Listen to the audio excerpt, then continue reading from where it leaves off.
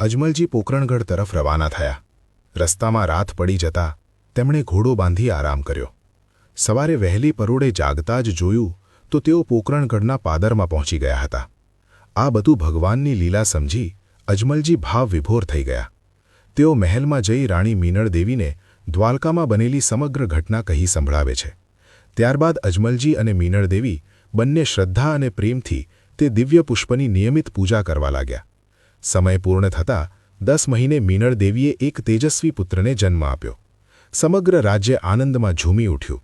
સાકર અને મીઠાઈ વહેંચાઈ અને શુભ ચોઘડિયામાં બાળકનું નામ વીરમદેવ રાખવામાં આવ્યું। થોડા સમય પછી ભાદરવા સુદ દશમીની મધરાતે સતી મીનળ દેવીને એક દિવ્ય સ્વપ્ન આવ્યું।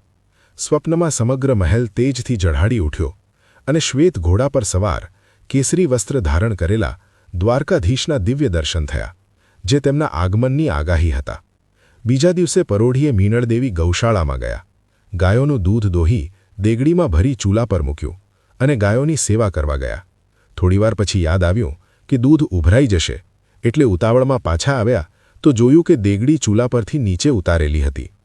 આસપાસ કોઈ દાસી નહોતી, પરંતુ જમીન પર ઠેર ઠેર કંકુના પગલાં દેખાતા તેઓ આશ્ચર્યમાં પડી ગયા। પારણા પાસે પહોંચતા જોયું કે વીરમદેવની બાજુમાં એક બીજું તેજસ્વી બાળક પારણામાં સૂતેલું છે।